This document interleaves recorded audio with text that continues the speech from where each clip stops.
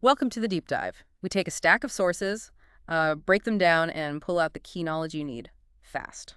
That's the idea. Today, we're diving into email forensics, specifically Chapter 8 from Learn Computer Forensics, 2nd edition. A really crucial topic. Email's just everywhere, isn't it? Absolutely. So understanding how it works behind the scenes, how investigators trace things, that's important for anyone in cyber, or even just curious about digital evidence. Exactly. And we're going to demystify it. We'll cover the whole chapter: protocols, headers, email clients, web stuff, even a bit on the legal side. Our mission: make sense of it all, plain and simple. All right, let's jump in. The chapter starts with the basics. Email protocols. What are these, fundamentally? Think of them as the agreed-upon rules, standards that let different computers exchange emails smoothly. Without them, it'd be chaos. Okay. And the first big one is SMTP, Symbol Mail Transfer Protocol. That's the one. SMTP is purely for sending email. It gets your message from your computer to your email server, and then onwards, maybe through several other servers, until it reaches the recipient server. And this is all standardized, right? Through RFCs? Precisely. RFC's requests for comments are the technical blueprints for Internet standards. SMTP started with RFC 821, but it's been updated. Now you're mainly looking at RFCs like 5321 and 5322. They ensure everyone's speaking the same language, electronically speaking. And it usually uses a specific port. Yep, typically TCP port 25. The book actually has figure 8.1, which maps out that journey visually, shows the email hopping between SMTP servers. Okay, so SMTP sends it out. But how do we actually get our email? That's where POP3 and IMMP come in. You got it. POP3 Post Office Protocol version 3 is designed for downloading emails to your local inbox. Just downloading? Primarily, yeah. Not for sending. It lets you grab your mail, and then you can read it, write replies, all offline if you want. But here's a key forensic point. Depending on your settings, POP3 can delete the email from the server once it's downloaded. Oh, wow. So the only copy might be on the user's computer. Exactly. If that leave a copy on the server option isn't ticked, the local machine is your only source for that evidence. POP3 usually uses port 110. Figure 8.2 in the book illustrates this: the SMTP sending, the POP download, and that crucial choice about leaving mail on the server. Big difference from IMAP. Right, IMP, Internet Message Access Protocol. It also gets your mail, but differently. Yeah, IMAP's more like remote control for your mailbox. It's designed for accessing and managing emails directly on the server. So emails stay on the server by default. That's the default behavior, yes, Yeah. until you specifically delete them. That's why you can check your email on your phone, then your laptop, and see the same stuff. Everything syncs because it's all managed server-side. So it's newer than POP3, but both are still used. Definitely. Both are very much still out there. Figure 8.3 shows that SMTP IAMP flow, emphasizing how the mail stays on the server. Okay, POP3 downloads, maybe deletes. IMAP manages remotely, keeps mail on the server. Got it. What about the other big way people get email, webmail? Like Gmail, Outlook.com. Web-based email. That's a slightly different model. You use your web browser, right? And the provider, Google, Microsoft, Yahoo, they host everything. The servers, the software, your mailbox. And deletion works differently there, too. Typically, yeah. When you delete something, it usually goes into a trash or deleted items folder. It stays there for a set period, depending on the provider's policy, before they permanently delete it. So recovery really hinges on their rules and timing. Makes sense. Okay, protocols covered. Now, the chapter gets into actually decoding emails, finding the clues. Exactly. This is where the investigation really starts digging in. Every email has more than just the message text. Investigators look for unique identifiers, the mailbox addresses, the domain names, and especially the message ID. And those are key for legal steps. Absolutely. Those identifiers are often what you need to get a subpoena or a search warrant to compel a service provider to hand over information. We all see the basic fields: subject, date, from, to. The book gives an example about background checks. Seems normal at first. Right. The example shows an email between Allison and Jean about an employee spreadsheet with social security numbers. Looks like a routine request, but potentially sensitive. But the chapter warns that even these basic fields, the ones the user fills in, aren't always reliable. That's a crucial point. The to, from, subject, the body content, the user creates those, and the date and time, often pulled from the sender's system clock. Which can be changed easily. Exactly. So while it's a starting point, you can't take it at face value. You need to dig deeper to the email header. The hidden layer. You mentioned needing a special command like show original in Gmail to even see it. Yep. It's usually tucked away. But this header, it's like the email's travelogue. It contains all the technical details about the journey. So let's break down that example header in the book. What are the key parts? You mentioned return path first. Yeah, often near the top. The return path is where bounce messages go if the email can't be delivered. It can actually be different from the from address you see, especially with things like mailing lists. In the example, it's simsong at xy.dreamhostps.com. Okay. Then there are those received lines. The chapter says read them bottom up. Seems counterintuitive. It does, but here's why. Each server that handles the email adds its own received line to the top of the header it received. So the one at the very bottom, that's the first server that touched the email after it was sent from the origin. Ah, okay. So reading upwards traces the path forward in time. Exactly. You're reconstructing the journey. Look at that first received line in the example. Received by xy.dreamhostps.com. Postfix from userid 558838. Postfix, that's the email software. Common server software, yes. And notice xy.dreamhostps.com and userid 558838. That's huge. Because you can potentially link that user ID back to an account. Right. The next step, as the chapter suggests, is often a subpoena to the ISP, DreamHost in this case, asking who had used 558838 active at this specific time. It's a direct investigative lead. Wow, just from that one line, and the lines above it show the next hops. Correct. They show the subsequent servers like smarty.dreamhost.com and spunkymail-mx8.g.dreamhost.com in the example. Each line tells you which server received it by, which server sent it from, often the software used, a unique ID for that transfer, and a timestamp. It paints a picture of the path across the internet. Very detailed. What about the message ID? The book stresses its uniqueness. Think of it like a fingerprint for that specific email instance. The first server that handles the outgoing email assigns this ID, and it's meant to be globally unique. Globally unique, so no two emails should ever have the same one. Ideally, no. If you find duplicates, it might indicate a non-standard email system, or, more concerningly, potential tampering. The example ID is long. 2008-0719233957.64C6A3B1DAE at lexy.dreamhostps.com. And you can sometimes decode parts of it, like a date. Often, yes. See 2008-790, likely July 19, 2008. And 233957 is probably the time, 23.39.57 GMT. So it embeds some useful metadata, much harder to fake than the from address. Incredible detail. What about those optional X headers? What are they for? Ah, the X headers. They're not part of the official email standard. They're custom headers added by different email systems or software along the way. For what kind of info? All sorts. Could be spam filter schools, X-spam status, virus scan results, the specific mail client used, Xmailer, PHP mailer, internal server IDs, maybe even user IDs for specific services like Mandrill, X-Mandrill user. You might also see an X-originating IP. The sender's actual IP address? Potentially. But, as the chapter points out, be cautious. Major providers like Gmail often replace the user's real IP with one of their own server IPs for privacy or security. So you might not get the sender's home IP there anymore. Right. And speaking of IPs, the distinction between public and private ones, why does that matter? Big difference for tracing. A public IP address can, in theory, be traced back to an ISP and potentially a subscriber account. A private IP address like 10.x.x.x or 192.168.x.x belongs to an internal network, like your home Wi-Fi or an office network. So it doesn't directly point to someone on the wider internet? Exactly. It tells you the email likely originated from within a private network, but not which network, unless you're already investigating inside that specific organization. It's not routable on the public internet. Okay, that clarifies things. We've dissected the header quite a bit. What about attachments? How does email handle pictures, documents, things like that? That's where MIME comes in, multi-purpose internet mail extensions. It's the standard that lets email handle more than just plain ASCII text. So it allows attachments, different languages? Exactly. Non-ASCII characters, binary files like images or executables, even emails structured with multiple parts. You'll see MIME version 1.0 in the header usually. Yeah. And you get other MIME headers like content type. What does content type tell you? It specifies the type of data in that part of the email, like text.html for formatted text or image peg for a picture.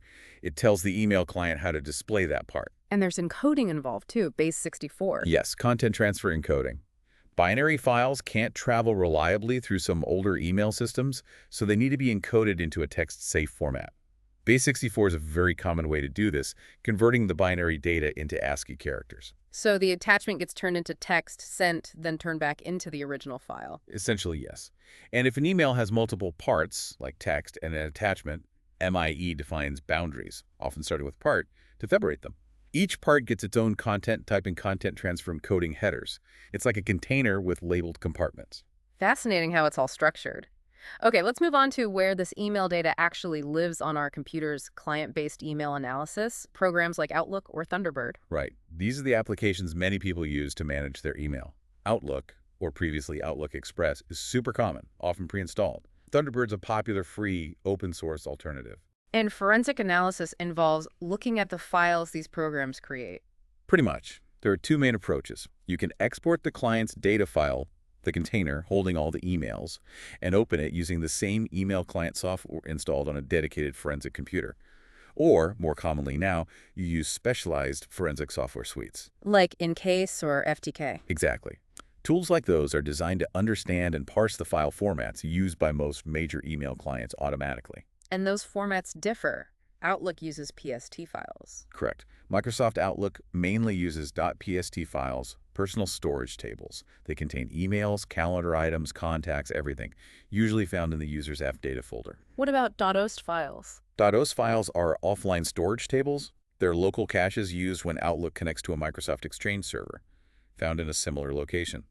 There are also .mdb files, but those are typically on the Exchange server itself in corporate setups. And you don't need Outlook running to analyze a PST or OST file. Nope. The forensic tools can access them directly. One thing to watch out for, though these files can get huge, if you're trying to recover a deleted one from unallocated space, it might be fragmented, making recovery harder. Also, Outlook Express isn't really a thing anymore. It was replaced by Windows Live Mail. Ah, Windows Live Mail. How did that store emails?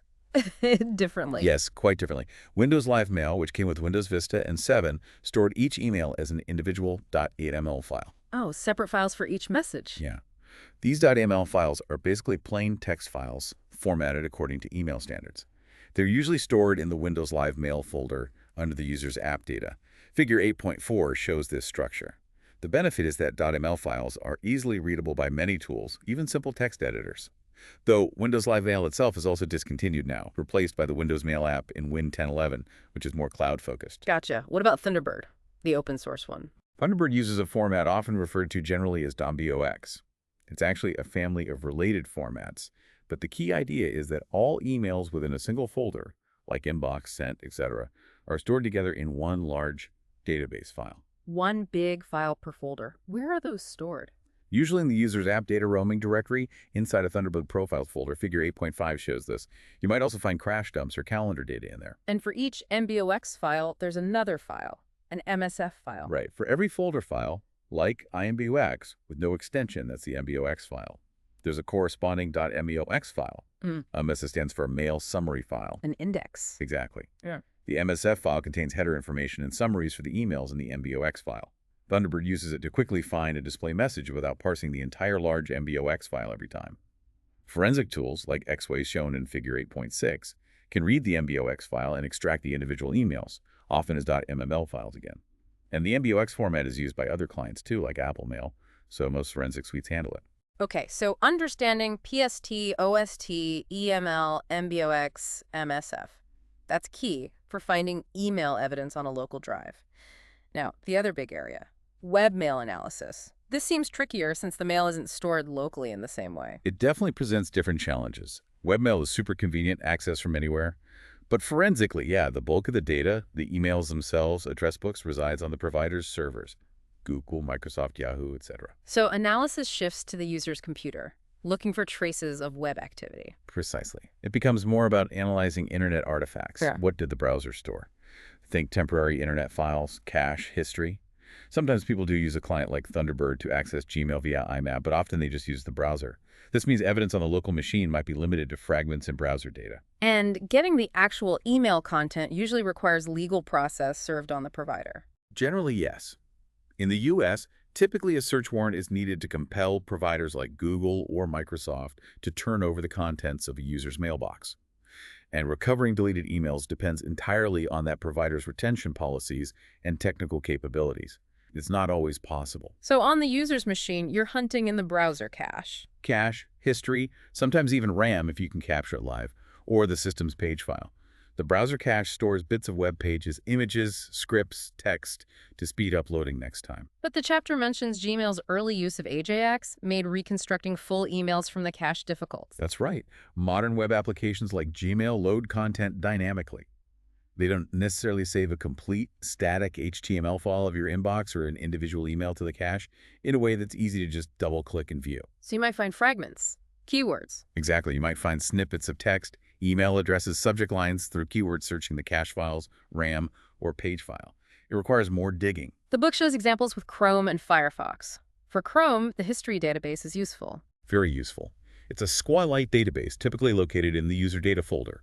Figure 8.7 shows it can log Gmail access times, even unread counts sometimes. It proves access. The Chrome cache itself, as Figure 8.8 suggests, is harder to make sense of directly, but it might contain clues. It can. The example shows finding a JSON snippet in the cache that revealed other email addresses linked to the user, like badguy27@yahoo.com. Still not the email content, but another lead. In Firefox, similar story, cache and history in the profile folder. Yes, Firefox stores its cache2 folder, and history, another SQLite file, places.sqlite, within the user's profile directory under app data. Again, figures 8.9 and 8.10 illustrate the folder structure and the somewhat opaque nature of the raw cache data, but it can provide those investigative breadcrumbs. It sounds like webmail analysis requires adapting techniques as browsers and web apps change. Absolutely. It's a moving target. Software updates, OS changes, they all affect where and how artifacts are stored. Flexibility is key. But ultimately, for the full picture in a webmail case, getting that data from the service provider via legal channels is often the most definitive route. Makes perfect sense. Proper legal process is paramount. Okay, as we wrap up our deep dive into this chapter, let's quickly recap the main takeaways. Sure. We covered the fundamental protocols. SMTP for sending out email, then POP3 and IMAP for retrieving it, noting the key difference that IMAP generally leaves mail on the server, while POP3 might download and delete. We dissected the email header, learning how to read those received lines bottom up to trace the path and the importance of the message ID, return path, and various X headers. Yep. Then we looked at client-based email, how programs like Outlook store data in PST or OST files, how Windows Live Mail use individual EML files, and how Thunderbird uses MBOX and MSF files.